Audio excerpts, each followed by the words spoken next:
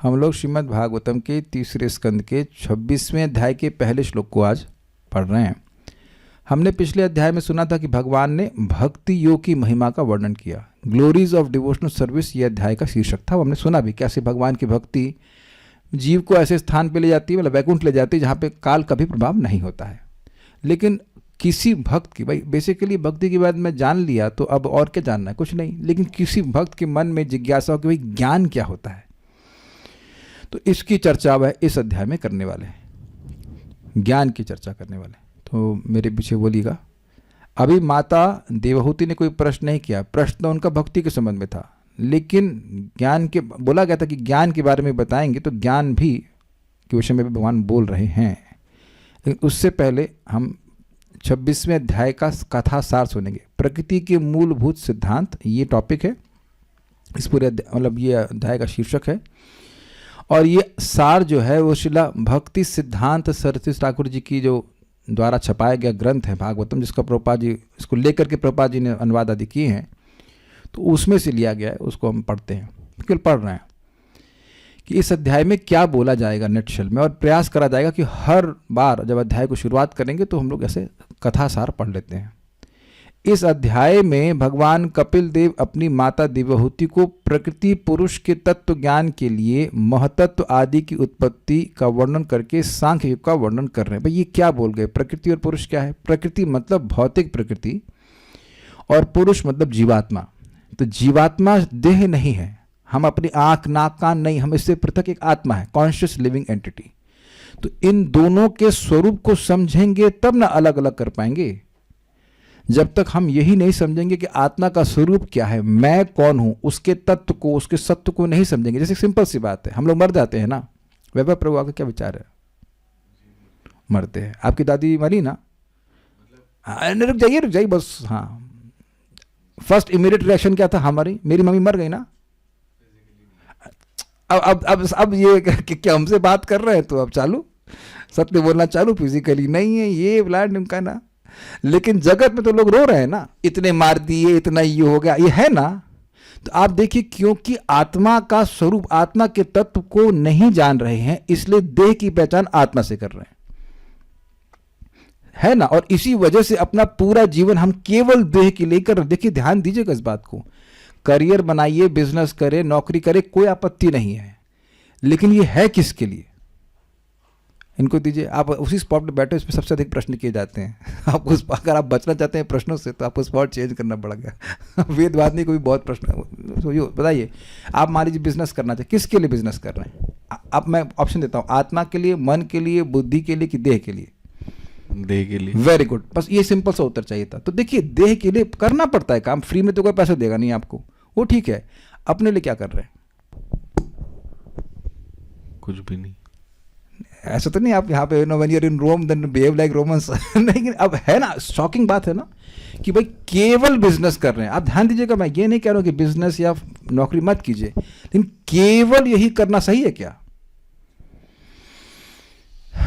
तो इस बात को समझाने के लिए कि प्रकृति क्या है, मेरे देह क्या है, मतलब भौतिक प्रकृति क्या है, उसी से देह बना हुआ है। और पुरुष इंजॉयर या भोक्ता या जो कॉन्शियस व्यक्ति है, वो कौन है, उसके लिए महतत्व आदि की उत्पत्ति का वर्णन कर रहे हैं। मतलब कैसे प्रधान से महतत्व आया, महतत्व से अहंकार, फिर जगत की सृष्टि हुई, ये सब बताना जरूरी है।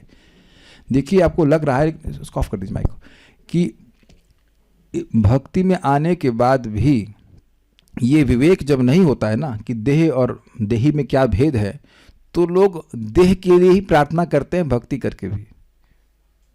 हमारा बच्चा हो जाए, हमारी नौकरी लग जाए, हमारी ये हो जाए, ये हो जाए, ठीक है, भक्ति तो कैसे भी की जाए, अच्छी बात है।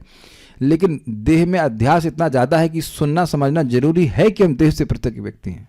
इस बात का वर्णन वह सांख्य योग का करेंगे, ठीक है। सांख्य मतलब जिसमें संख्या की जाएगी। अभी हम गिनेंगे 1 2 3 4 ऐसे करके आप गिनोगे, प्रकृति के तत्व हैं। वैसे केमिस्ट्री में तो आपने पीरियोडिक टेबल पढ़ा था वैभव प्रभु, कितने तत्व होते हैं याद नहीं है, 108 होते हैं। मतलब उस जमाने में हम पढ़ते थे, आप तो केमिस्ट्री जानते होंगे, बोल नंबर कमाए, ठीक। आप साइंटिस्ट लोग जानते हैं 108, मेंडलीव है ना, मेंडलीव पीरियोडिक टेबल, मेंडलीव। तो वहाँ 108 थे, लेकिन भगवान ही पढ़ाएंगे पीरियोडिक टेबल, उसमें केवल 24 है। तो घबराई हुआ, 24 तो याद कर लेंगे। अब एक माता जी के, ओ मुकुंद सेवनी, यू आर हियर, 116 से 118 हो गए, बढ़ गए लग रहा है, लेकिन भगवान की पीरियोडिक टेबल में 24 ही रहते हैं, वो 24.5 भी नहीं होते। ओके, तो ठीक है। फिर स्वप्रकाश परमात्मा पुरुष प्रकृति के गुणों से रहित हैं। इसका क्या मतलब है? स्वप्रकाश मतलब जिनको किसी और से प्रकाश की जरूरत नहीं पड़ती, वो भगवान कभी प्रकृति के गुणों से प्रभावित नहीं होते। एक बात बोल रहे हैं। उन्हीं की निरंकुश इच्छा, निरअंकुश, अंकुश मतलब, अंकुश का मतलब समझते हैं वैभव प्रभु? वेल राइट, बट सही कह रहे हैं, लेकिन एग्जैक्टली अंकुश का मतलब क्या होता है? मैंने बोला फुल स्टॉप, लेकिन अंकुश का एग्जैक्ट मतलब क्या होता है? एंड कर देना नहीं होता है एग्जैक्टली। लगाम लगाना गलत है। गलत मतलब सही नहीं है, गलत तो नहीं है, सही नहीं है। नियंत्रण करना, रोक लगा देना, ठीक है, लेकिन किसी को अंकुश का मतलब नहीं पता, कहाँ उपयोग करते हैं? हाथी के सर पे, इस जगह पे बहुत एक कमजोर स्पॉट होता है, तो एक नुकीली चीज से, it's like almost like a pen, वो एक जो महावत बोलते हैं ना, महावत उसके कंधे पे चढ़ा रहता है और ऐसे ऐसे दबाता रहता है उसको, तो उससे वो कंट्रोल होता है। तो भगवान के सर पर चढ़ करके कोई पिन मारने वाला नहीं है कि ये कर सकते हो, ये नहीं कर सकते हो। भगवान अपनी स्वतंत्र इच्छा से, सही बोल रहे हैं आप, there is nothing which can control that is. निरंकुश मतलब स्वतंत्र इच्छा से और ईक्षण के प्रभाव से। ईक्षण मतलब देखने से। आप जो लोग सुनते आए सृष्टि तत्व, तो जानते हैं कि भगवान महाविष्णु केवल देखते हैं प्रकृति के ऊपर, उससे सृष्टि हो जाती है। उन्हीं भगवान की निरंकुश यानी स्वतंत्र इच्छा और ईक्षण के प्रभाव से प्रकृति सृष्टि करने में समर्थ होती है। मतलब क्या है? मतलब ये है, इस जगत में सब कुछ ऑटोमेटिक होता हुआ दिखता है। सूर्य उग रहा है, हवा चल रही है, बारिश आ रही है, ऐसा लग रहा है सब कुछ ऑटोमेटिक हो रहा है, जैसे मेट्रो अपने आप चल रही है सब जगह। हाँ, साइंटिस्ट लोग सुन रहे हैं कुछ? हाँ, मेट्रो अपने आप चल रही है ना। तो मेट्रो में आपको भले ड्राइवर नहीं दिख रहा है, मान लीजिए ना दिख रहा हो, लेकिन ड्राइवर चला रहा है कि नहीं चला रहा है? तो इस जगत के पीछे भी एक ड्राइवर है, ये बात समझने वाली होगी। और वो ड्राइवर है भगवान। हर जगह हाँ क्यों बोलते हैं आप? क्या गृहस्थी में हाँ बोलना ही पड़ता है। हाँ ठीक, हाँ सब्जी लाओ, हाँ साड़ी लाओ, हाँ, इसलिए हर जगह हाँ। अरे क्लास में तो फ्री हो जाइए, ठीक है। उस पुरुष की बहिरंगा प्रकृति की आवरणी और विक्षेपात्मिका, इन दो प्रकार की वृत्तियां हैं। भाई ये क्या है? देखिए, भौतिक प्रकृति मटेरियल एनर्जी के दो फंक्शन है। आवरणात्मिका जिसमें वह हमारे स्वरूप को ढक लेती है, और प्रक्षेपात्मिका मतलब जो हम नहीं है उसी में मनवा देती कि तुम देह हो। तो ये दो प्रकार के फंक्शन होते हैं। हम इसलिए बोल रहे हैं कि कुछ भक्त नए भी हो सकते हैं और कुछ भक्त लोग यद्यपि पुराने हो सकते हैं, उनको नया लग रहा होगा, इसलिए रिपीट करना पड़ता है। आवरणात्मिका मतलब ढक देना। जैसे मेरा चेहरा, अगर मेरे देह का चेहरा दिख रहा है, अगर इसको हम ऐसे ढक लें तो क्या होगा? आवरण होगा कि नहीं? तो इसे कहते हैं ढकना, आवरणात्मिका। हम हैं आत्मा और भगवान के अंश हैं, लेकिन ये बिल्कुल ढका हुआ है, ये बात बिल्कुल ढकी हुई है। हम गुप्ता हैं, पांडे हैं, ये है, ऐसे जो भी मतलब डेजिग्नेशन, दे है, कुत्ता है, बिल्ली, ऐसे करके माने हुए हैं। तो पहली चीज जीव की संग होती है कि उसे ढका जाए कि वो है कौन, और उसके बाद उसको ये मनवाना पड़ेगा कि वो देह है। अगर ये नहीं मानेंगे कि वो देह है तो कभी नहीं काम करेगा। आज मैं अपने स्कूटर को नोटिस किया, बेचारे को जंग लग रही थी। मैं उसको व्यक्ति के तौर बहुत दुख हुआ मुझे उसको देख करके। फिर मैं कुछ किया नहीं उसका, समझे बात? क्योंकि मैं स्कूटर नहीं हूं, मैं स्कूटर पे बैठा हूं, लेकिन अब देह में हल्का सा भी मट्टी लग गई तो दे इतना दे। जबकि रोज मल त्याग करते हैं, उसमें क्या अच्छा है भाई? शरीर में क्या अच्छा है? शरीर के किसी भी छिद्र से अच्छी चीज निकलती ही नहीं है, फिर भी इसको मान के बैठे कि मैं देह हूं। ये है माया की वजह से। तो समझ पा रहे हैं? जो मैं नहीं उसमें विक्षेप कर देना। क्षेपण, शेप समझते हैं? शेप मतलब फेंकना, और विक्षेप मतलब जो नहीं है उसी में डाके फेंक देना, ये भावना। तो इसे विक्षेपात्मिका प्रवृत्ति कहते हैं। ठीक है, सबको समझ में आ गया? जो ना समझ में आए तो अंत में फिर पूछ लीजिएगा, हम बहुत आराम से जाएंगे इसमें, ठीक है ना? समझना बहुत जरूरी है। जीव का प्रकृति के गुणों के साथ अध्यास होने से जीव अपने को कर्ता और भोक्ता मानकर अभिमान करता है। ये क्या है भाई? अध्यास का मतलब देखिए, समझाता हूं। अध्यास को समझ लीजिएगा, कई बार शब्द आएगा, उसको बार बार रिपीट करेंगे। जब आप और मैं स्वप्न देखते हैं तो किसी व्यक्ति को स्वप्न में देख रहे होते हैं, वो आप नहीं होते हो, लेकिन आप उससे निरंतर पहचान करते रहते हो कि मेरे संग ऐसा हो रहा है, मेरे संग वैसा हो रहा है। ये सब लोग समझ पा रहे हैं? उसी प्रकार से अध्यास मतलब मैं ये देह नहीं हूं, लेकिन ये मान्यता बनी हुई कि मैं ये देह हूँ। अच्छा, एक और चीज़ इंटरेस्ट वाली, जैसे आप देखेंगे कि कभी आप लोगों को लगा हुआ, मैं एग्जाम्पल देता हूँ कि विस्कॉन वृंदावन में मैं वॉशरूम की तरफ जा रहा था, पीछे इस तरफ अभी भी बाथरूम है, उस समय भी गोविंद रेस्टोरेंट था, तो वो आप अकाउंट ऑफिस के पीछे से होके जाते हैं, गली सी थी, और वहाँ रखी थी एक बोरी, और बोरी मतलब थोड़ा सा सुबह का समय था, 5:30 का समय होगा, तो मुझे लगा बंदर बैठा, तुरंत मैं पीछे से भाग गया वहाँ से, क्योंकि वहाँ तो बचने का साधन नहीं था क्या वहाँ पे? बोरी। और मुझे क्या लग रहा है? बंदर। क्या आप लोगों के साथ कभी नहीं हुआ? कभी आप देखिए अंधेरे में कोई गुलगुली चीज पे पाँव रखता है, अरे छिपकली, ऐसा कभी नहीं हुआ आप लोगों के संग? तो ऐसा नहीं है कि वो गुलगुली चीज नहीं है, लेकिन उसमें मान्यता ये हो रही कि ये अलग कोई वस्तु है, जो वो वस्तु है ही नहीं वैसी मान्यता हो रही। क्या मैं समझा पा रहा हूं? दिस इज कॉल्ड अध्यास। ये नहीं है कि वो चीज है ही नहीं। जैसे अभी मैं कहीं तो था, हाँ ये शायद मायापुर में था, यहाँ बहुत बंदर आते हैं, तो वहाँ कोई लड़का मेरे पीछे हल्का सा आया, तो मुझे लगा चश्मा छीनने के लिए बंदर आया है, जबकि वो लड़का था। ध्यान दीजिएगा, अध्यास मतलब जो वस्तु है उसको वैसे ना मानकर कुछ और मानना। ऐसा नहीं कि वस्तु है ही नहीं, वो गुलगुली चीज हो ही नहीं, तो आप ये नहीं। या एक मिनट और बताता हूं आपको, मैं अभी गाड़ी से जा रहा था, 2-3 महीने पहले की बात है, तो किसी ने मेरे कंधे पे हाथ रखा, मुझे कोई लग रहा मित्र है मेरा लेकिन वो बंदर था और चश्मा छीन लिया मेरा। बंदर का हाथ बहुत सॉफ्ट होता है, को पता है, तो ऐसे रखा, तो मैंने कहा अरे कोई इतना सॉफ्ट हाथ क्यों रख रहा है, कोई मित्र है क्या? इतने में वो सट्ट से लेके चला गया। क्या सब लोग को अध्यास समझ में आ गया? ये टर्म समझ में नहीं आएंगे तो मजा नहीं आएगा क्लास में आगे। जैसे लोग कि हम लोग देह बिल्कुल नहीं है, अगर हैं तो बताइए कौन सी वस्तु आप हो? मैं गिना देता हूँ। मुकुंद सेवनी knows it knowledge, not she is biology student, MSc की हैं, तो मल, मूत्र, पीभ, कखार मतलब मुझे क्या कहते हैं, कफ इत्यादि, इसमें और भी जो हड्डी, मज्जा, बहुत सारी चीज, उसमें क्या आप हैं बताइए? और हम लोग बोलते भी मेरा लिवर में ये है, मेरी किडनी, तो मेरा तो कर रहे, तो किसका है ये? तो अब आप समझ रहे हैं, देह है, पहले ध्यान दीजिएगा, देह है, ऐसा नहीं है कि देह नहीं है, लेकिन देह में जो आत्म भावना हो रही कि मैं ये देह हूं, वो अध्यास के कारण हो रहा है। Excepting something which we are not. अब तो समझ में आ गया, इसे अध्यास कहते हैं। तो अध्यास के कारण जीव अपने आप को कर्ता और भोक्ता मान रहा। अरे बड़ा मजा आया क्या, अरे गोलगप्पा खाया, किसने खाया, किसको मजा आया? जीव ने संपर्क किया कुछ अपने विषय से, तो अरे बहुत मजा आया, बहुत मजा आया, इसीलिए तो भोग कर रहे हैं, या भोग करने का प्रयास कर रहे हैं, ये बात है। वास्तव में जीव ना करता है ना भोगता। करता क्यों नहीं है? देखिए, कर्ता का मतलब स्वतंत्र करता नहीं, अर्थात लोग बोल रहे हैं, कार्य कर रहे हैं, उनको यह नहीं पता कि वो कर कैसे रहे हैं, लेकिन मान रहे हैं कि मैंने किया। जिसको ओलंपिक का गोल्ड मेडल मिलेगा, क्या वो ओलंपिक की रेस में क्या कोई निष्काम भावना से दौड़ेगा? नहीं, हम नहीं दौड़े, हमको ये मेडल नहीं मिलना चाहिए, ये मेडल तो भगवान को जाना चाहिए, मैं तो करने वाला नहीं हूं।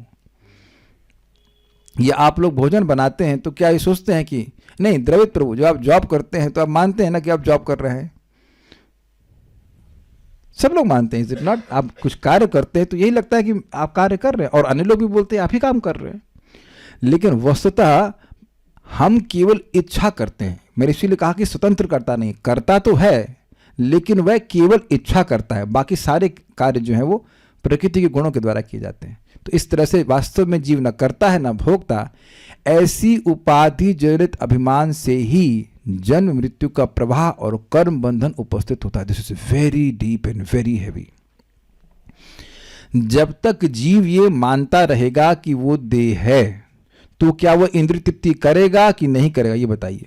करेगा। वो मान रहा है कि मैं देह हूं, तो मेरी आंख को बड़ा मजा आ रहा है, मेरी नाक को बहुत मजा आ रहा है, मेरे कान को बहुत मजा आ रहा है, तो वो ऐसे कार्य करेगा ही जिससे उसको अच्छा लगे, उसको वो मानेगा कि मुझे अच्छा लग रहा है। अच्छा लग नहीं रहा है, इज इट ओके? और जब तक इंद्रिय तृप्ति करता रहेगा उसको बार बार देह प्राप्त होता रहेगा। जब तक भगवान वासुदेव में प्रीति नहीं होगी तब तक उसको देह स्वीकार करना ही पड़ेगा। ये बहुत गंभीर बात है। और देखिए, जन्म कभी हैप्पी नहीं होता है अगर आप भगवान नहीं है तो, और भगवान हम है नहीं बन सकते हैं। किसी का बर्थडे हैप्पी नहीं होता है। कोई यहाँ हंसते हुए आया था कोई जगत में? किसी का बच्चा हंसते पैदा हुआ था? नहीं. So you understand that we are all come crying. अभी आगे भी और पूरा एक चैप्टर डेडिकेट किया जाएगा इस बात पर कि हम लोग बहुत ज़्यादा दुख भोगते हैं माँ के गर्भ में. सभी लोग पेट से तो पैदा होते नहीं. इस बात को कोई भी नहीं बताता है हम लोग को, ये भागवत से समझ में आती है बात. तो ये जो प्रॉब्लम है जन की, वो कहाँ से आ रही है? उपाधि जनित अभिमान से. भाई गंभीर बातें हैं. अभिमान आप नहीं त्याग सकते हो. मैं हूं, ये अहंकार कहलाता है. समझ रहे हैं? इसको जीरो नहीं कर सकते हैं क्योंकि ये आपके कॉन्शियस होने का लक्षण है. वैभव प्रभु आप हैं यहाँ पे? जननी माता जी आप हैं कि रूम पे हैं अपने? यही है ना? तो आप हैं राधिका प्रभु कि नहीं है? तो ये मैं क्या इस कैमरे से भी पूछ सकता हूँ भाई तू है कि नहीं है? बत्ती तो जल रही है इसकी, लेकिन है या नहीं है ये अवेयरनेस इसकी नहीं हो सकती. आप समझ रहे हैं? मैं ये कैमरा पूरा रिकॉर्ड कर रहा है, आप लोग तक प्रेक्षित भेज भी रहा है, लेकिन ये इसमें नहीं है कि समझ में आ रहा है कि नहीं समझ में आ रहा है. आपको समझ में आ रहा है ये बात? या तो मेरी बात समझ में आ रही है, नहीं समझ में आ रही है, लेकिन दोनों चीजों में एक समझावट है ना कि नहीं समझ में आ रहा, ये भी समझावट है कि नहीं. दैट इज कॉल्ड ज्ञान शक्ति. आप समझ रहे हैं मेरी बात? तो अभिमान अहंकार इज नॉट प्रॉब्लम, क्योंकि वो तो आपका गुण है कि मैं हूं. समझ पा रहे हैं? लेकिन उपाधि जनित अभिमान क्या होता है? उप प्लस आधि. उप मतलब निकट, जो जीवात्मा के बहुत निकट से आवरण के रूप में उसे उपाधि कहते हैं. क्या मैं समझा पाया? बहुत सारे टर्म्स आ रहे हैं लेकिन समझना होगा. उप प्लस आधि, जो बहुत ज्यादा जीव के निकट होकर उसको अधिकृत की हुई है, पकड़ी हुई है, अधिकार जमाई, उपाधि हुआ. इसका अर्थ समझ में आ गया? मतलब मैं ये देह हूं. वैभव प्रभु आप मानते हैं कि लड़के हैं कि नहीं? मैं भी मान रहा मैं पुरुष हूं. तो जो पुरुष है वो पुरुष मान रहा है, जो स्त्री है वो स्त्री मान रहा है. तो ये उपाधि जनित अभिमान है कि मैं वटेवर, मैं देह हूं या मैं पुरुष हूं. फिर उसके बाद और बीटेक हूं, एमटेक हूं, या जो एम फार्मा, जो आप उसमें उपाधि जोड़ते चले जाइए. लेकिन पहली उपाधि जो आवरण है वो ये है कि मैं पुरुष हूं या स्त्री हूं या मैं कुत्ता हूं, बिल्ली हूं, जो भी है. मैं एग्जाम्पल आपको देता हूं, मैंने एग्जाम्पल पहले भी दिया था. ये वैसे मैं लौट रहा था तो एक पिल्ला मेरी गाड़ी के नीचे आ गया. मरा नहीं लेकिन थोड़ी चोट लग गई उसको. तो अब उसकी जो मम्मी थी वो ये मान रही है कि मैं शी डॉग हूं, although she doesn't know the word dog, but वो मानती है कि वो देह है. और उसकी देह से उत्पन्न वो पिल्ला वो मानती है कि मेरा बच्चा है. और ये व्यक्ति, इसने मेरे बच्चे को आहत किया, ये मेरा दुश्मन है. अब आप समझ रहे कैसे अभिमान चल रहा है? अगर उपाधि जनित अभिमान होगा तो राग और द्वेष होगा ही. जिनको हम अपना मान रहे हैं, है नहीं वो, जिनको हम अपना मान रहे हैं उनसे होगा राग, और उनके प्रति कोई द्रोह करेगा तो उनसे होगा द्वेष. क्या यहां तक सबको समझ में आया? कानू प्रिया माता जी को समझ में आया आपको? Okay. Is it all understandable? Ashutosh Prabhu you are relatively new. एक एक बात क्लियर हो रही है. मैं एक एक पॉइंट समझा रहा हूं, एक रिवाइज भी हो जाएगा और सब लोग को दिमाग में बैठ जाएगी बात. इसलिए मुश्किल नहीं होना चाहिए. और यही बार बार जन्म मृत्यु के चक्र में फंसा रहा है हम लोग को. देखिए, हम लोग चाहे किसी भी अवस्था में हो, किसी भी आश्रम में हो, मरने की प्रॉब्लम सबको है और उसके बाद जन्म लेने की प्रॉब्लम भी. तो पूरा दिन हम बहुत सारी समस्याएं मतलब ठीक करने का प्रयास करते हैं. ठंड लग रही है, हीटर चला लो, ये कर ले. लेकिन मुख्य प्रॉब्लम जो है वो है जन्म मृत्यु का चक्र. उसको सॉल्व करने के लिए व्यक्ति को नेग्लेक्ट नहीं करना चाहिए. कुछ तो प्रयास करना चाहिए. वस्तुतः सारे प्रयास उधर करने चाहिए, लेकिन एटलीस्ट कुछ प्रयास जरूर करना चाहिए. अगर रोग ठीक करना चाहते हैं तो दवा बहुत आसान है. मैंने बात बहुत गंभीर बोली है और उसमें सबसे गंभीर बात थी अगर रोग ठीक करना चाहते हैं तो दवा बहुत आसान है. जैसे आप लोग को देना ये है ना, तो मेरे को आप देखें ना, परसों बहुत खांसी हो रही थी ना, तो मैं डॉक्टर साहब के पास गया. आपने कहा खांसी ठीक करनी है, जब में दिक्कत हो रही है, क्लास में दिक्कत होगी. मैंने कहा ये बोतल ले दी मेरे को, उसकी 3-6 बूंद ले लो, डायरेक्ट जीवा स्पर्श. ठीक है, तो अब कल लिया, शाम को लिया, आज सुबह लिया, ठीक हो गया. देखो खांसी नहीं आ रही. एक और वक्त को पूछा दवा लिया, नहीं आज नहीं, कल से शुरू करेंगे. तो अब आप जब ये कहते हो, कोई भी व्यक्ति कहता है कल से शुरू करेंगे, मतलब अभी वो ठीक करना नहीं चाहता है. Don't take it otherwise. लेकिन ये सिम्टम ऐसा ही होता है. अभी एक भक्तिप्रद माता जी की भी हम दवा भेजे, तो प्रभु जी दवा कब आएगी? तो दवा कब आएगी ये क्या दिखा रहा है? उत्कंठा दिखा रहा है कि रोग से हम ठीक होना चाहते हैं. तो यही बात है कि जब व्यक्ति समझेगा कि हमारी समस्या क्या है इस जगत में, तो क्या है? उपाधि जनित अभिमान. और एक और बड़ी प्रॉब्लम है, ये उपाधि जनित अभिमान हमको भगवान के नाम रूप गुण लीला के आस्वादन करने में असमर्थ बना रहा है। जैसे किसी को बुखार हो जाता है तो उसको खाने की चीज़ कैसी लगती है, खाने का मन ही नहीं करता है, तो अब तुरंत वो उससे निवृत्त होना चाहता है, भाई बुखार हटाओ, खाने का ही मन नहीं कर रहा है। तो उसी प्रकार से ये उपाधि जनित अभिमान जो एक बुखार की तरह जो भगवान के नाम रूप गुण लीला की मधुरता को हमें आस्वादन नहीं करने देता है, तो यह भी उसका बहुत बड़ा नुकसान है। तो इस पर हमने कुछ बोला, अब आगे पढ़ते हैं।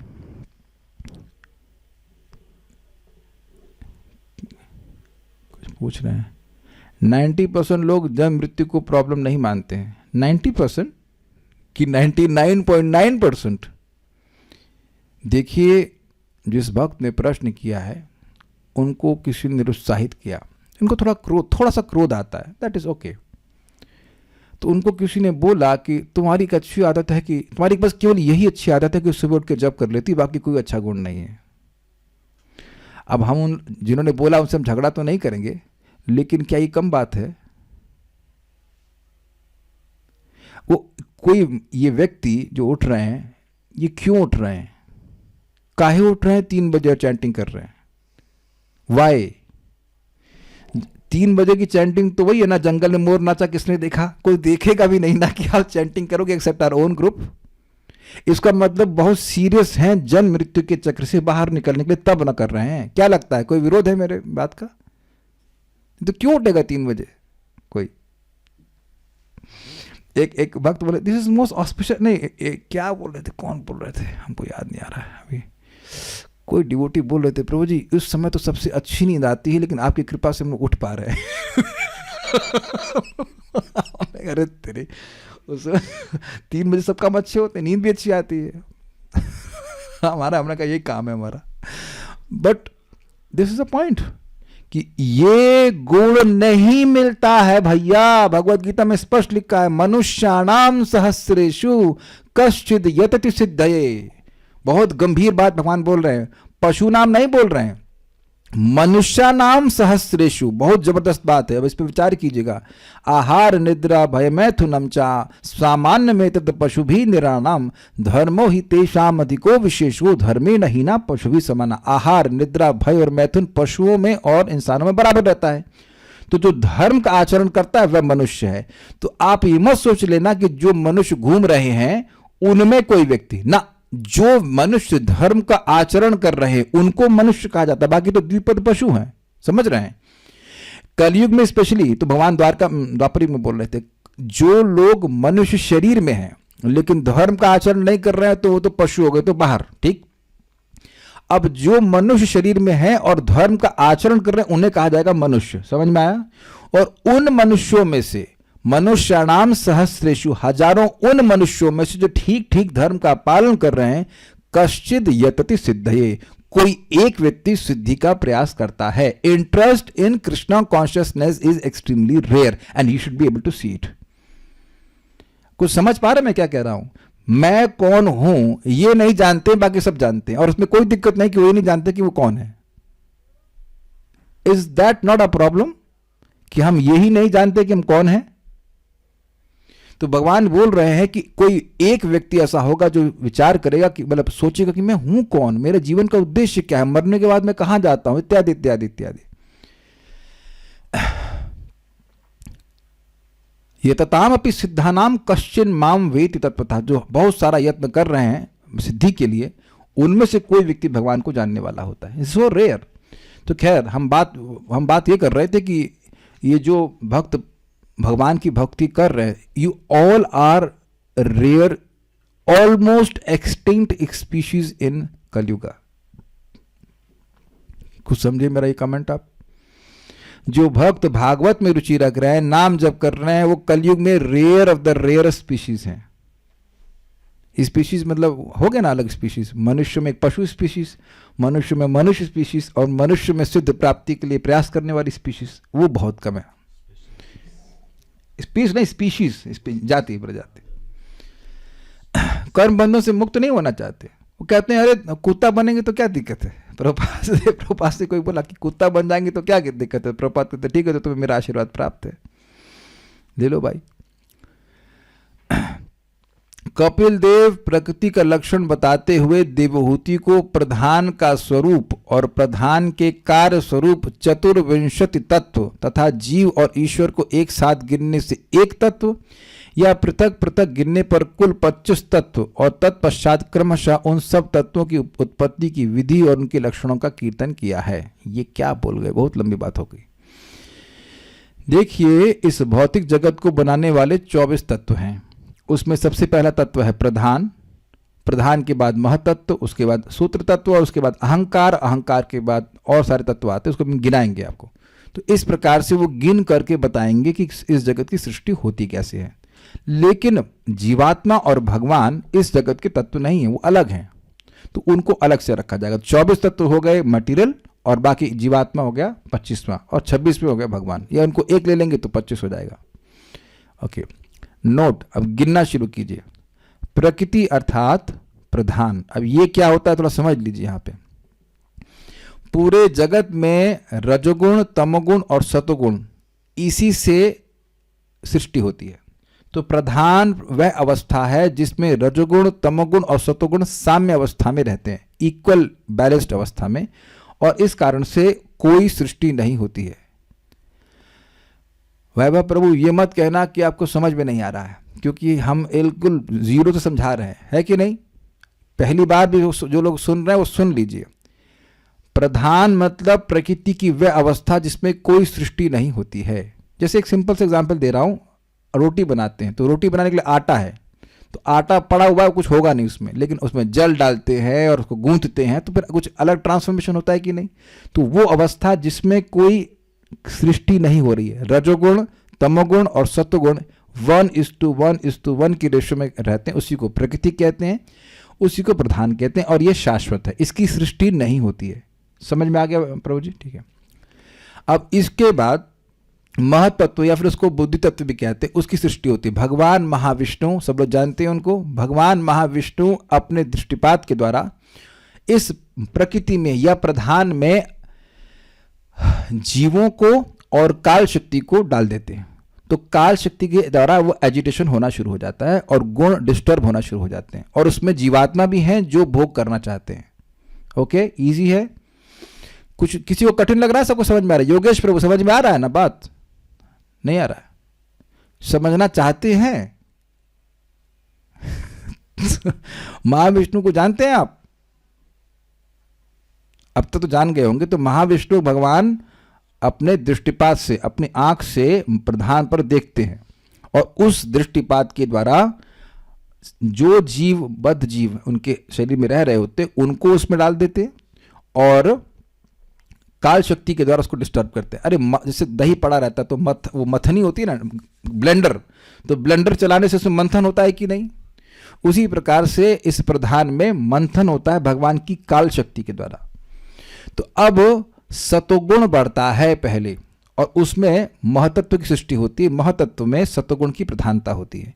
फिर उसी महतत्व में काल शक्ति के प्रभाव से तमोगुण बढ़ जाता है, तो अहंकार तत्व की सृष्टि होती है। तो अब कितने हो गए? 1 2 3, ठीक है। उसके बाद अब इस अहंकार से 3 प्रकार के अहंकार होते हैं, राजसिक, सात्विक और तामसिक। तो उससे सृष्टि होना शुरू हो रही है, उसको डिटेल में नहीं जा रहा, अभी बस हम गिन ले रहे हैं। तो प्रधान 1, महतत्व 2, अहंकार 3, मन 4, 5 ज्ञानेंद्रियां मतलब आंख, चक्षु, श्रोत्र, घ्राण, रसना और त्वक। 5 और 4 कितने हो गए? 9। इजी है? आंख, कान, नाक, जीभ और त्वचा। फाइन, 9 हो गए। आगे देखते हैं। 5 कर्मेंद्रिया मानी वाक यानी वाणी, पाणी मतलब हाथ, पाद मतलब चरण, पायु मतलब मलत्याग इंद्रिय और उपस्थ मतलब जनन इंद्रिय। तो कितने हो गए बताइए? 9 और 5 13 हो गए, ठीक है। 5 तन्मात्राएं, तन्मात्राएं मतलब शब्द, स्पर्श, रूप, रस, गंध, ये भी समझ में आता है। कितने हो गए? 18, गलत तो नहीं? 18 और तो मैं भी गलती करके, ठीक है, मैं सुना पढ़ा रहे हैं, गलती हो गई। 14 और 14 और 5 19, 14 और 5 19 ना, 19, हाँ 19। और पंच, ये तन मात्रा क्या होती है समझ में आ रहा है? जो ज्ञानेंद्रियों के विषय हैं, इससे शब्द है विषय कान का, स्पर्श है त्वचा का, रूप है आंख का, और रस है जीभ का, और गंध है नाक का। तो ये तन्मात्राएं कहलाती हैं। तो हम लोग कहाँ तक पहुँच गए? 19। और 19 के बाद 5 महाभूत, आकाश, वायु, अग्नि, जल और पृथ्वी। तो ये हो गए 24 हो गया। गुन लिया आपने, बंगला में बोलते ना गुन लिया, गुनना। तो ये यहाँ है। अब कहेंगे बड़ा मुश्किल है, मुश्किल है। कौन व्यक्ति केमिस्ट्री बिल्कुल नहीं पढ़ा है? तो अगर केमिस्ट्री नहीं पढ़ा है तभी बोलेगा ज़्यादा है। 108 की जगह खाली 24 गिना रहे हैं तो आसान है ना। नहीं तो वो Fe, iron is equals to Fe, वो किस रूप में आता था, Na, सोडियम इधर आता था उधर आता, कितना कॉम्प्लिकेटेड था भाई। लेकिन यहाँ जितने भी तत्व हैं वो सब इसमें आना। अच्छा, तो जो लोग कह रहे हैं मुश्किल है, काश आप थोड़े छोटे होते तो हम डंडा ऐसे करते, अबे सीख। मम्मी को लोग चाटा मार मार के हिस्ट्री ज्योग्राफी पढ़ाती हैं कि नहीं? कोई काम आता नहीं है। कौन सी मम्मी है जिसने अपने बच्चों को पढ़ने के लिए बिल्कुल डांटा भी ना हो? हाथ खड़ा करे, देखिए कोई है क्या?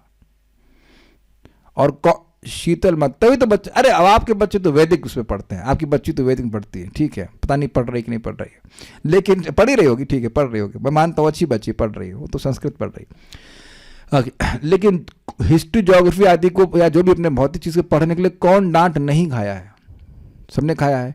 तो अब वहाँ क्या लगता है, नंबर आएगा, ये आएगा, वो आएगा, इस काले से पढ़ते थे। पूजा माता जी केमिस्ट्री पढ़ी है आप? पढ़ी है, तो उससे आसान है कि नहीं है? यहाँ बहुत मुश्किल है प्रभु जी, समझ नहीं आ रहा, बहुत मुश्किल है। क्या मुश्किल है भाई? प्रधान, महतत्व, अहंकार, फिर मन, 5 ज्ञानेंद्रियाँ, 5 कर्मेंद्रियाँ, 5 तन्मात्रा, 5 महाभूत, 24 हो गए।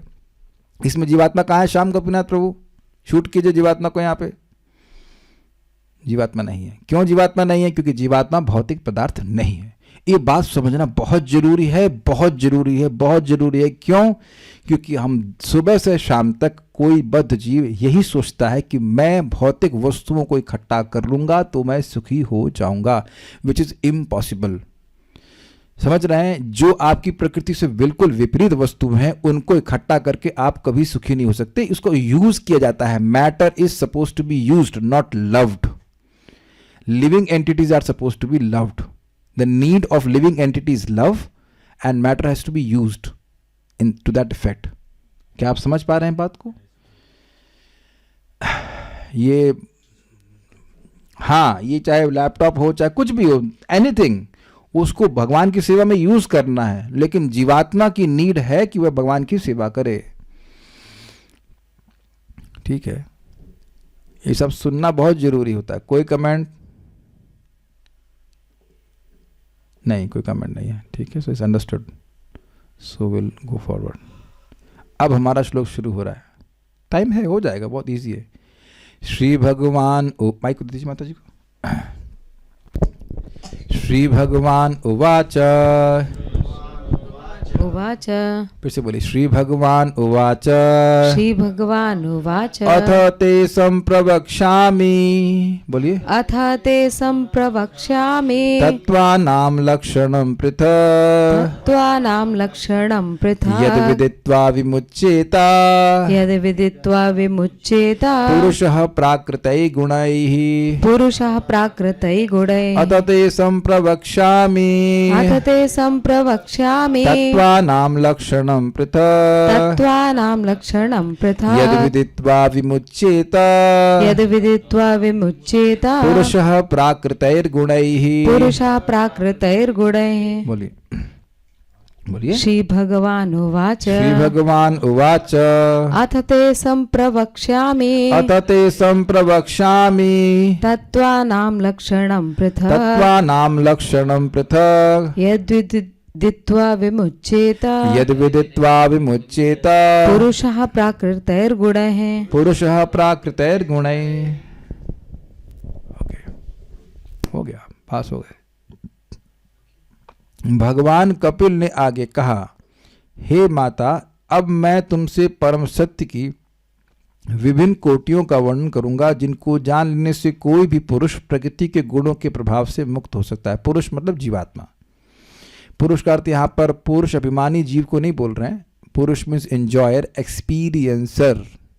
You are experiencing, this camera is not experiencing. पुरुष मीन्स भोक्ता, एंजॉयर, एक्सपीरियंसर, जो अनुभव करने वाला जीव है। श्री भगवान वाचा, श्री भगवान कपिल देव ने कहा, अथ, हे माता, अब मैं, अथ का मतलब अब, में ते आपको तत्वानाम तत्वों का पृथक अलग अलग लक्षणम अर्थात स्वरूप सम प्रवक्ष्यामि अच्छे से बताऊंगा। सम मतलब सम्यक, सम्यक प्रवक्ष्यामि अच्छे से बताऊंगा, मतलब ऐसे बताऊंगा कि आपको समझ में आ जाए, कंफ्यूज नहीं करूंगा। क्यों बताएंगे? यद विदित्वा जिसे जानकर पुरुष कोई व्यक्ति अर्थात कोई भी व्यक्ति प्राकृतिक गुण है प्रकृति के गुणों से अर्थात रजगुण तमगुण सतगुण से विमुच्यता मुक्त हो जाता है, मतलब वि मतलब विशेष रूप से मुक्त हो जाता है। देखिए बात बहुत सिंपल है, बहुत सिंपल है। हम लोग आत्मा है एक, हम लोग ये देह नहीं है दूसरा, और हम हैं श्री कृष्ण के अंश तीसरी बात। तो जब हम इंद्रिय तृप्ति करते हैं अर्थात वो कार्य करते हैं जिसका भगवान से संबंध नहीं है, तो हम किसी ना किसी गुण के संपर्क में आते हैं, चाहे वो रजोगुण हो, चाहे वो तमोगुण हो, चाहे सत्वगुण हो। और जब गुणों का संपर्क होगा तो ये भावना कि मैं ये देह हूं वो बढ़ जाएगी। मैं बहुत इंटेलिजेंट ब्राह्मण हूं, सत्वगुण, मैं क्षत्रिय हूं, रजोगुण। तो ये गुण के कार्य करने से गुणों ये देह में अध्यास होगा ही। ये समझ में आ गया? ठीक है। तो जब हम भगवान की सेवा करते हैं किसी भी तरह से, श्रवण कीर्तन स्मरण वंदन कैसे भी भगवान की सेवा करते हैं किसी भी इंद्रिय से, क्लियर हुआ है? तो आप गुणों का संपर्क नहीं करते हो, लेकिन इसके लिए समझना जरूरी है कि मैं देह नहीं हूं, तब ना भक्ति भक्ति करेगा। अब यही मानता रहेगा, अगर वो यही मान रहा है कि वह देह है तो फिर वो तो देह के लिए कार्य करेगा। Is it okay? एक बार हमारे रिश्तेदार थे, तो मैंने कहा इतना काम क्यों कर रहे हैं? अरे भाई सर्वाइव करना है। तो मैंने पूछा सीधा, सर्वाइव करना क्यों है? आप फंस गए। ये प्रश्न तो कोई नहीं कहा, सर्वाइव क्यों करना, जीना क्यों है? अरे ये सब बात हमको मत करो। तो अब ये कोई प्रश्न ही नहीं करना चाहता कि आप जीना, वाई शुड लिव, जीने का उद्देश्य क्या है? बस देह को पूछते रहो, देह को पूछते रहो। अथ श्री भगवान वाच, श्री भगवान ने कहा अथ ते सम प्रवक्ष्यामि, अब मैं आपको कहूंगा, अच्छे से बताऊंगा। क्या बताएंगे? तत्वानाम लक्षणम पृथक, तत्वों के लक्षणों को बताऊंगा अलग अलग करके। प्रधान क्या है और महतत्व क्या है, ये सब बताएंगे। अच्छा, जान के क्या होगा? तो कह रहे यद विदित्वा जिनको जानकर विमुच्येता विशेष रूप से मुक्त हो जाता है। कौन? पुरुष प्राकृतिक गुण है, पुरुष यानी जीवात्मा प्रकृति के गुणों के प्रभाव से मुक्त हो जाता है। गुण का मतलब रस्सी भी होता है, तो ये बंधन से मुक्त हो जाएगा। भावार्थ दीपिका, ये श्रीला श्रीधर स्वामी जी के द्वारा है। 26वें अध्याय में प्रकृति यानी भौतिक प्रकृति और पुरुष का भेद पूर्वक ज्ञान यानी विवेक प्राप्त करने के लिए सांख्य दर्शन अभिमत सभी तत्वों के जन्म लक्षण और भेद का वर्णन किया जा रहा है। मतलब जो सांख्य दर्शन के अनुसार सम्मत है, अप्रूव्ड है, उसके अनुसार वर्णन किया जा रहा है कि कौन से 24 तत्व होते हैं और कैसे जीवात्मा इनसे अलग है। इजी, ठीक है। जिसका उपदेश ब्रह्मा जी ने अपने पुत्र नारद जी को और मैत्रेय जी ने विदुर जी को दिया, उसी आत्मज्ञान को तत्ववेत्ता भगवान कपिल ने अपनी माता दिवहूति को दिया। मतलब कोई नई बात नहीं बता रहे हैं, ये परंपरा में आ रहे हैं। तत्वामनायम यद प्रवदंति सांख्यम 3:25-31 पिछले अध्याय में यह जो पहले कहा जा चुका है कि भगवान कपिल देव आएंगे और सांख्य का प्रवचन करेंगे, ये कहा था पिछले अध्याय में, तो वही बात यहां पर बोलने वाले हैं।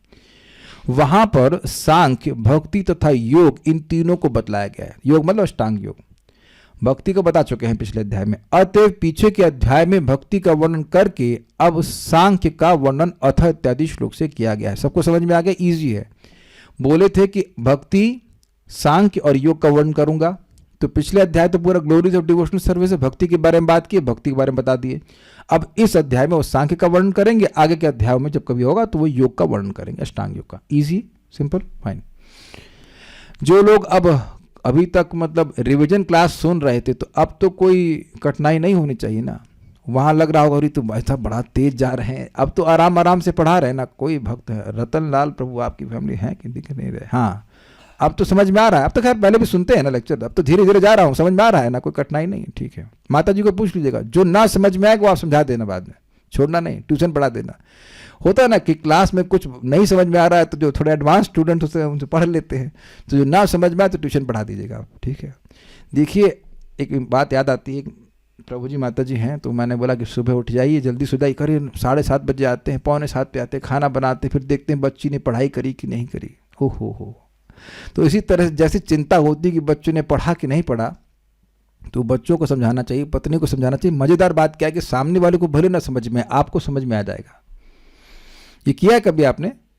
पुरेश्वर माता जी आपको पढ़ाने की कोई है नहीं, प्रभु जी को पढ़ा दीजिएगा, प्रभु जी पढ़ा दीजिएगा। भाई जब बेटा माँ को ज्ञान दे सकता है तो पत्नी पति को नहीं दे सकती। आपके पति भक्त, समझाइए समझाइए क्या होता है प्रधान, क्या होता है। जब आप डिस्कस करोगे तो चीज़ समझ में आ जाएंगी। देखना करके आप, अभी लग रहा है सब कुछ समझ में आ रहा है, जब पढ़ाने बैठेंगे किसी को तो लगा रही तो बहुत सारी बात नहीं समझ में आई। पत्नी को कहो आप जाइए राधारमण प्रभु जाइए, कहिए आज मैं तुमको तत्व पढ़ाता हूँ। वो शायद ना सुने, लेकिन ट्राई इट। भगवान से प्रार्थना करना, एक तो स्टूडेंट भेज दीजिए हमको, इसको हम पकड़ के पढ़ा सके। सारार्थ दर्शनी, इस 26वें अध्याय में महतत्व आदि की उत्पत्ति, उससे विराट पुरुष की सृष्टि, विराट पुरुष में वही समझाऊंगा जब आएगा वहां पे, तथा आत्मा के प्रवेश से उनका चैतन्य, ये वर्णन किया गया है। अपनी माता देवहूति द्वारा भक्ति, ज्ञान और योग के विषय में पूछे जाने पर भगवान कपिल देव ने भक्ति की बात कहकर उन्हें उसी के द्वारा कृतार्थ किया। मतलब और कुछ बोलने की जरूरत नहीं थी, पिछले अध्याय में कृतार्थ कर दिया। और कर्म, ज्ञान तथा योग आदि की भक्ति के बिना स्वतंत्र रूप से स्वर्ग, मोक्ष आदि फल देने की असमर्थता के कारण तथा उनमें भी स्वयं साम्राज्ञी भक्ति महादेवी का सर्वत्र अधिकार होने से उस भक्ति के उपासकों के मन में भी कभी कौतुकवश कर्म, ज्ञान आदि की जिज्ञासा हो सकती है। इस हेतु अब ज्ञान की चर्चा करने के लिए अथ आदि श्लोक कह रहे हैं। देखिए बात क्या कह रहे हैं, क्योंकि ये कह रहे हैं कि देखिए भक्ति के बिना कर्म, ज्ञान और योग कुछ अपना फल नहीं दे सकते हैं। जो कर्मकांड है उसके द्वारा स्वर्ग की प्राप्ति होती है, ज्ञान के द्वारा मोक्ष की प्राप्ति होती है और योग के द्वारा सिद्धियों की प्राप्ति होती है। तो स्वतंत्र रूप से अगर भक्ति छोड़ दी जाए तो ये तीनों साधन अपने अपने फल नहीं दे पाते हैं, ठीक है। लेकिन भक्ति देवी कोई भक्ति का आश्रय ले रहा है तो उसको जो चाहे वो मिल जाता है। मैं कई बार लोगों को बोलता हूं कि भाई अगर आप कोई भौतिक फल भी चाहिए, नौकरी चाहिए, बिजनेस चाहिए, वो तब भी हरे कृष्ण मंत्र जपिए। ये हम लोग सुन चुके हैं। इच्छताम अकुतो भयम योगी नाम नृप निर्णीतम हरेर नामानुकीर्तनम। ये योगियों के द्वारा निर्णीत है कि इच्छताम, किसी की भौतिक इच्छा भी है तो भी जैसे इस जगत में कर्मकांड व्यक्ति करता है कि भाई हमको ये इच्छा पूर्ण हो जाए, तो ऐसे ही भगवान का नाम जप करें। हम तो खुद उदाहरण है भाई, हम तो कितनी बार बोल चुके क्लास में, प्रभु भगवान ये शायद अच्छा तो नहीं आपसे भौतिक मांगना, लेकिन ये इच्छा जा नहीं रही, IIT में करा दीजिए। तो ऑब्वियसली पढ़ना तो पड़ा मेरे को, लेकिन मैं तो हो गया। ऐसे हम एक और नाम लग रहा है अक्षत गुप्ता, हम नंबर दे देंगे किसी को चाहिए तो, प्रभु जी CM नहीं हो रहा है, CM नहीं हो रहा है। हमने कहा माला करो, माला करने लगे। फिर एक दिन हम अपने आश्रम में नहा के लौट रहा था, वहीं घुस गए वो, प्रभु जी लीजिए मिठाई। हमने कहा यहीं पे खाऊंगा क्या? कहते क्या हो गया? प्रभु जी CM में हो गया, CM में हो गया। अभी देखिए एक लड़की, दो लड़कियां किसी की हों युवा, तो शादी करने का कितना टेंशन होता है। एक भक्त हैं अमानी प्रहलाद प्रभु, अमन गुप्ता प्रभु, जानकी माता जी के पिताजी, 5 महीने में दोनों लड़के की शादी, दोनों डिवोटी। तो हम प्रैक्टिकल देख रहे हैं, प्रैक्टिकल। एक मेरा स्टूडेंट, उसका नाम है भूल रहा हूं मैं, उसको आर्मी में जाना था, हो नहीं रहा था, 1-2% से रह जा रहा था। तो भगवान का नाम, मैंने कहा, तो उसको बोला तुम्हारा काल सर्प दोष है, तुम्हारा नहीं हो रहा है। तो उसने कहा कितना खर्चा होगा? तो उसने ज्योतिष ने बोला 21,000। And he was a proper astrologer, Kshitij, yes Kshitij Verma or something. तो मैंने कुछ नहीं को 4 माला करो। वही हो गया। बाद में रो रहा है, प्रभु जी तो बहुत दौड़ाते हैं, जब करने का मौका नहीं मिलता। हमने कहा तुम्हारी इच्छा, तुमने वहां, this is Chintamani, any desires will fulfil. लेकिन लोगों को लगता है ऐसे कैसे हो जाएगा। अब जैसे सिंपल सी बात है, इसीलिए प्रभुपाद इसको होम्योपैथिक दवा बोलते हैं, हरि नाम को। मैं खांस रहा था जबरदस्त तरीके से, तो नॉर्मली खांसी कितने दिन में जाती है? कम से कम 4 दिन 5 दिन। अब ये दवा डॉक्टर साहब ने इतनी कहते 3 डोज में आराम मिल जाएगा। तो आपको श्रद्धा होगी कि अश्रद्धा होगी? अश्रद्धा होगी। 3 दिन में 3 डोज में। अब आपके पास ऑप्शन क्या है? फिर ऑप्शन तो कुछ है नहीं। तुम दवा खा रहे थे, ठीक तो हो नहीं रहा था मैं, तो लेके देखते हैं। और इसमें बड़ा मजेदार है, लेने का तरीका बताता हूं, very same to same Hari नाम, बिना पानी के ये बस स्पर्श कराना होता है। और ये देखिए गायब हो जाती है। कुछ पानी भी नहीं है, केवल जीभ से स्पर्श कराना है। इसका तो टेस्ट थोड़ा सा अजीब सा है। नाम में तो कोई दिक्कत नहीं, नाम बोलिए एक बार, हरे कृष्णा कृष्णा कृष्णा हरे हरे, हरे राम राम राम हरे हरे। जब वेद बांधने को इसी तरह की दवा दी गई तो जितनी बार ले तो मुंह बनाए, लेकिन हरि नाम में तो सब कुछ भी नहीं है, गायब हो रहा है, लेकिन लाभ बहुत बड़ा दे रहा है। तो मैं खाली बोलना चाहता हूं कि अगर किसी को स्वर्ग चाहिए, किसी को मोक्ष चाहिए, कुछ भी चाहिए, भगवान का नाम बोले। अच्छा, अब मैं ही बताऊं कि मैं तो ठीक, आप लोग सामने प्रमाण है कि नहीं? परसों मैं खांस रहा था, अभी नहीं खांस रहा हूं, बताओ कैसे ठीक कर दिया इसने? किसी की दम हो तो बता दे। तो ये नहीं बता सकते कि ये ठीक कैसे करती है, ये देखेंगे कि ठीक कर देती। समझे बात? ये प्रपात इसलिए होम्योपैथिक एग्जाम्पल देते हैं। दिमाग मत लगाइए, जीभ चलाइए। सर ऐसे नहीं बोलना चाहिए, दिमाग मत लगाइए, जीभ लगाइए। हरे कृष्णा कृष्णा कृष्णा हरे हरे, हरे राम राम राम हरे हरे। ये प्रकट देखा जा रहा है कि आपकी एक लिस्ट बनाओ कि ये मेरी भौतिक इच्छाएं हैं, और नाम जब करना शुरू करिए, और देखिए कि नहीं होती तो होगी ही 100%। तो हम खाली इस बात पे बोल रहे हैं कि भक्ति देवी महान महान पुण्य देने वाली हैं, उनको किसी अन्य योग की कोई जरूरत नहीं है।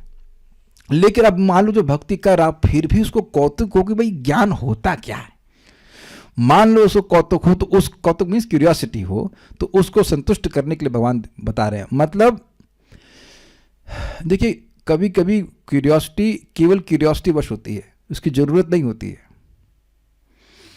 आप समझे? जैसे कई बार लोग पूछते हैं, ब्रो जी ब्रह्मलोक में ऐसा क्या होता है? हमने कहा जाना है, कहते नहीं है। तो क्यों पूछ रहे हैं? ऐसे क्यूरियोसिटी वश कुछ है ना। कई बार प्रश्न ऐसे आए कौतुक वश, जानिए, बताइए कुछ ऐसा। तो उसी तरह से ज्ञान की जरूरत भक्तों को है नहीं, लेकिन भक्तों के मन में ऐसा ना रह जाए कि मालूम नहीं चला ज्ञान क्या होता है, तो भगवान उसको संतुष्ट करने के लिए ज्ञान के बारे में बता दे रहे हैं। फाइन, भक्तों को ज्ञान की जरूरत नहीं। तात्पर्य, जैसा कि भगवद गीता में कहा गया है, केवल भक्ति के द्वारा भगवान को समझा जा सकता है। भक्त्या माम अभिजानाति। भागवत में भक्ति का विषय माम अथवा कृष्ण को बतलाया गया।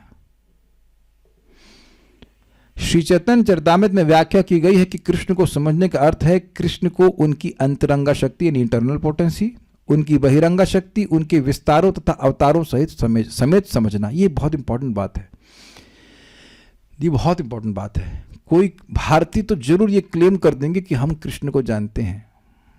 तो क्या आप जानते हैं कि कृष्ण के विस्तार बलराम जी हैं? क्या आप जानते हैं कि बलराम जी से प्रथम चतुर्व्यूह आते हैं, उनसे दूसरे द्वितीय चतुर्व्यूह आते हैं, उनसे महाविष्णु आते हैं, और उनसे गर्भोदकश विष्णु आते हैं, उनसे क्षीरोदकश विष्णु आते हैं? कौन हिंदू जानता है? जो सनातन को रक्षा करने वाले ये धर्म की ध्वजा लेके घूम रहे हैं, उनसे पूछो, पता है सब तुमको कृष्ण के बारे में? अनलेस यू, स्पेशली अपनी हम बात करें, unless you know how great a person is, you won't be attracted. Do you agree with this? सामने भी बंदा होगा ना, आपको कुछ नहीं पता चलेगा जब तक वो उसकी महानता ना सुने। तो जो लोग भी भक्ति में कहते हैं हम स्थिर नहीं हैं, वीक हैं, कमजोर हैं, तो उन्होंने यह नहीं समझा कि भगवान महान कितने हैं। तो हम अभी होम्योपैथी डॉक्टर के पास गए थे तो आज भी वो बाहर खड़े हुए थे। तो बाहर खड़े हो तो आप उनको देखकर ये बोल ही नहीं सकते कि डॉक्टर है। क्यों? साइंटिस्ट को लगता है कि वो डॉक्टर है, नहीं, कंपाउंडर लग सकते हैं, लेकिन डॉक्टर तो बिल्कुल नहीं लगते। लेकिन अब जब उनसे आप बात करते हैं, वो आपके बारे में बताते हैं, तो और ये मालूम चलता है कि भाई इन्होंने ब्लड कैंसर ठीक किया है, उन्होंने ये ठीक किया, उन्होंने वो ठीक किया है। तब जब महिमा सुनते हैं उनकी, तब आकर्षण होता है कि नहीं? शक्ल कौन देखता है डॉक्टर की? तो भगवान तो शक्ल में भी अच्छे हैं और सामर्थ्य में भी अच्छे हैं। क्या आप समझे मेरी बात? अगर आपको किसी को बीमारी होगी तो सलमान खान के पास जाएगा वो, I mean because he just looks handsome. तो सामर्थ्य होना चाहिए ना बंदे के पास। सामर्थ्य जब सुनेंगे तब भगवान की शरण में जाएंगे, नहीं तो पता नहीं किन किन लोगों की शरण में लेंगे। हमको हंसी आ रही है, एक भक्त को हम जानते हैं, एक दिन बड़े परेशान थे वो, तो कहते हैं हमको समझ नहीं आ रहा मैं किसकी पूजा करूं, हनुमान जी की करूं कि शिव जी की करूं कि किसकी करूं। भगवान कृष्ण ऑप्शन में ही लाई लाए वो हमको याद आ रहा है, अरे सुनो भाई, कृष्ण सारी इच्छा पूरी करते हैं। भगवान का केवल नाम बोलता है व्यक्ति तो भगवान कृतज्ञ नहीं ऋणी हो जाते हैं। तो जो इच्छा भक्त की होती है वो सब पूरी करते हैं। समझना चाहिए। हम खाली बोल रहे हैं कि ये समझना जरूरी है कि भगवान किस प्रकार से सर्वेश्वर हैं, तब व्यक्ति भगवान की भजन करता है। देखिए एक बात समझिएगा, कोई भी व्यक्ति जगत में किसी बड़ी कंपनी में काम करना चाहता है। कौन व्यक्ति अगर नौकरी करना चाहता है तो छोटी कंपनी में करना चाहता है? एनीवन एस्पायरिंग की जो एकदम सबसे छोटी कंपनी हो। मुकुंद सेवनी माता जी भी किसी कंपनी में काम करते, सबसे छोटी कंपनी है ना नोएडा में, जो एकदम खोमचा लगा के बैठा हो, एकदम छोटा। कौन? अरे हम पान वाले की नौकरी करते हैं इसमें कोई गर्व का अनुभव करेंगे? प्रभुपाद समझाते हैं लोग नौकरी करते हैं जो गवर्नमेंट की नौकरी हो, स्टेबल नौकरी हो, है ना। तो उसी तरह से भगवान की सेवा जब व्यक्ति करता है, भगवान की महिमा समझता है, तो अपने अपने भाग्य को समझता है और भजन करता है, अरे भगवान की सेवा कर रहा हूँ तो भगवान महान है, समझ में आना चाहिए ना, ये बात कह रहे हैं, इसलिए समझना जरूरी है। कृष्ण को समझने के लिए ज्ञान के अनेक विभाग हैं। सांख्य दर्शन विशेषता उन लोगों के लिए है जो इस जगत में बद्ध है, यानी कि स्पिरिचुअल वर्ल्ड में सांख्य पढ़ाने की कोई जरूरत नहीं है। वहां एक भी तत्व है क्या? स्पिरिचुअल वर्ल्ड में महतत्व है, प्रधान है? नहीं है। वहां सब कुछ शुद्ध सत्व का प्राकट्य है। यहां इस जगत में जरूरत है।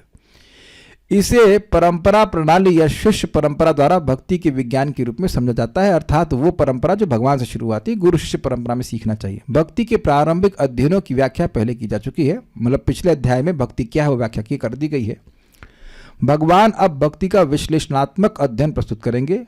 उनका कहना है कि ऐसे अध्ययन से मनुष्य प्रकृति के गुणों से मुक्त हो जाता है। क्रिटिकल एनालिसिस कहना चाहिए। भगवद गीता में भी इसी की पुष्टि हुई है। ततो माम तत्वतो ज्ञात्वा विशते तदनंतरम। भगवान को ज्ञान की विभिन्न कोटियों द्वारा जानकर मनुष्य भगवत धाम जाने का अधिकारी बन जाता है, इसकी भी यहाँ पर व्याख्या की गई है। यानी इस सांख्य दर्शन के द्वारा भक्ति के विज्ञान की ही व्याख्या करी जाएगी। देखिए पॉइंट क्या है, ये सब तत्व गिना दिए जाएंगे, फिर बताया जाएगा कि तुम जीवात्मा हो, और फिर बताया जाएगा कि भगवान हो, भगवान हैं, और फिर उनकी शरण में जाओ। तो सांख्य को पढ़ने का भी उद्देश्य यही है कि भगवान की भक्ति करो, ये पॉइंट है। सांख्य योगौ पृथक बाला प्रवदंती न विपश्चिता। सांख्य और भक्ति योग अलग अलग वस्तु नहीं है। सांख्य योग में व्यक्ति देखता है कि कैसे उद्देश्य से पृथक है और वो कौन है, फिर भगवान की शरण में जाता है। भगवान की भक्ति में सीधे भगवान की शरण में जाता है, लेकिन अलग उद्देश्य नहीं, दो अलग अलग पथ हैं, लेकिन गोल एक ही है। सांख्य दर्शन में भक्ति के विज्ञान यानी भक्ति तत्व को जान लेने से मनुष्य प्रकृति के गुणों से मुक्त हो जाता है। प्रकृति के जादू से मुक्त होकर शाश्वत आत्मा भगवत धाम में प्रविष्ट करने का अधिकारी बन जाता है। This is very nice line. ये जादू मतलब जब किसी को हिप्नोटाइज कर दिया जाता है या कुछ कहते हैं उसको नेगेटिव एनर्जी बोलते हैं ना, भूत प्रेत पिशाच को छोड़ देते हैं, तो वो अपने को भूल जाता है और वो वैसे आचरण करता है जैसा वो है नहीं। हमने तो अपने आंखों से देखा है। एक भूत भगाने वाले के पास हम जानते हैं, उनके पास गए थे, वो वैद्य भी हैं, तो हम लोग गए थे। तो मेरे संग अनुपम कृष्ण प्रभु थे। तो एक माता जी वहाँ पे आई, बिल्कुल आराम से बैठी, प्रेम से बात करी। जैसे उसने मंत्र बोलना शुरू किया तो बड़बड़ाने लगी, वाह वो डर गई, क्या हो गया उसको।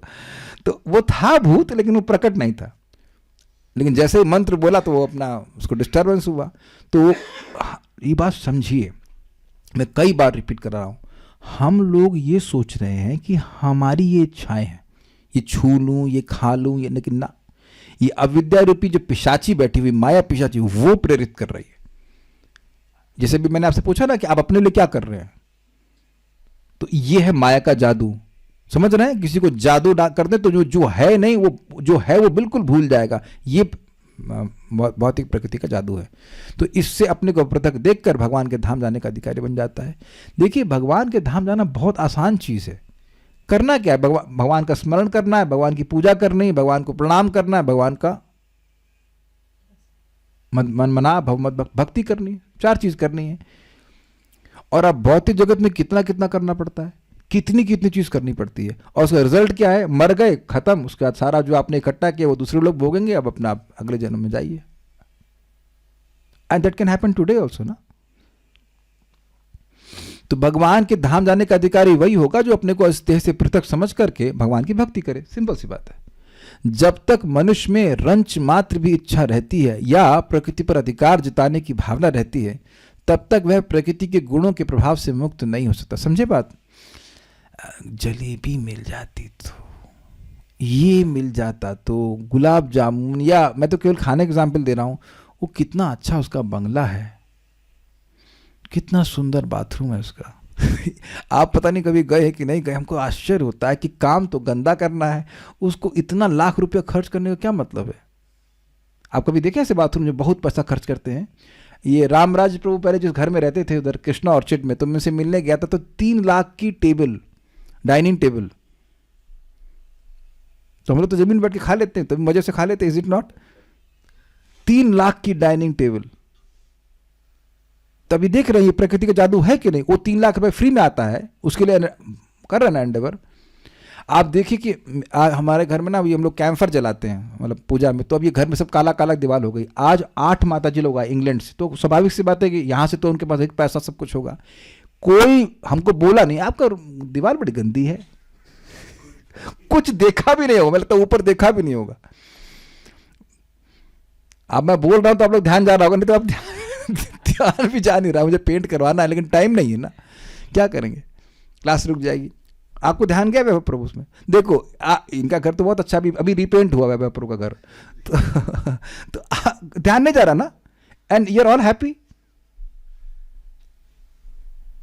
लेकिन आप देखिए नॉर्मल लोग घर में, अरे यहाँ एक कार में डेंट लग गया, ये पेंट लग गया, वही डेंट पेंट पे पूरा जीवन निकल जाता है। That's how it is. प्रकृति पे प्रभुत्व जताने की इच्छा, ये बात बोल रहे हैं। एक आप देखेंगे ना, नाम जप करते रहिए। मैं निवेदन कर रहा था सभी लोगों से कि सुबह उठ के चैंटिंग कीजिए। इतनी तीव्रता से वैराग्य आता है। वैराग्य मीन्स इनडिफरेंस। मैं बहुत सम्मानित हूँ, लोग मुझे जाने, मुझे डिफरेंट वेज कैन बी, वो सब धीरे धीरे खत्म हो जाता है। यू जस्ट मेन हैप्पी, आपको प्रसाद मिल गया, नाम जप करने को मिल गया, कथा मिल गई, आई एम हैप्पी। आप प्रैक्टिकल देखेंगे कि खुश हो जाएंगे। ये चीज़ है। जितना जितना भक्ति करते जाएंगे उतना उतना प्रकृति के प्रभाव से मुक्त हो जाएंगे, ये बात बोल रहे हैं। मैं से एग्जाम्पल देता हूँ, ये सच्ची घटना है। मेरे सामने मेरे रिश्तेदार आए थे, मैंने कई बार बताया ना, तो उन पे नेगेटिव एनर्जी आई थी, किसी ने प्रेत भेज दिया था, उसका नाम था भीकू। तो वो भी एक ज्ञान में था बेचारा। सच बोल रहा हूँ, एकदम झूठ नहीं बोल रहा। वीडियो तो हम नहीं दिखा सकते लेकिन सच बोल रहा हूँ, मेरे सामने की घटना। तो अब जब मैंने सुना कि वो अपने परिवार वालों से झगड़ा कर रहे हैं, हमने कहा ये क्या चल रहा है, ऐसे तो वो है नहीं। तो जब आए तो मेरे को ऐसे देख रहे थे बिल्कुल लगातार, एकदम बिना पलक झपकाए। हमने कहा भाई हम समझ गया कि ये है केस। कुछ अपना नाम याद नहीं, कुछ नहीं, एब्सोल्युटली बिल्कुल भूल गए। तो जब भूत उतारा गया, उतारने के प्रोसेस में वो भीकू, वो बोले कौन हो तुम? तो बोलता है मैं भीकू बोल रहा हूँ, जबकि वो स्त्री शरीर में थे, मतलब जिनको प्रॉब्लम थी। डरावना था लिटरली, ऐसे बहुत खतरनाक तरह से वो हंसते हैं। तो फिर वो पूछे तुम कैसे मरे थे? तो बोला मैं कार के नीचे आके मर गया। हमने कहा यार ये भूत का भी एक ज्ञान है। अरे तू मर गया था तो तू बोल कैसे रहा है? कि बेचारे को गीता पढ़ानी पड़ेगी। एनीवेज, तो जैसे भीकू साहब को कैद कर लिया गया, मैं कुछ समझा पा रहा हूँ मैं क्या बोल रहा हूँ, ऐसे बोले जा रहा हूँ, ठीक है। तो हमारे सामने वो मंत्र के द्वारा भीकू को कैद कर लिया गया। तो अब तुरंत आंटी को जो उनको प्रॉब्लम था हो सके, अरे मैं कहाँ हूँ, सामने देखा, अरे मैं कहाँ हूँ, और वो मेरा दुकान का समय हो गया। ये उसी तरह से जैसे भगवान के मंत्र के प्रभाव से जितना माया का प्रभाव नष्ट होगा, अपने आप को समझ में आ जाएगा कि भाई हमारे जीवन का लक्ष्य क्या, में करना क्या है।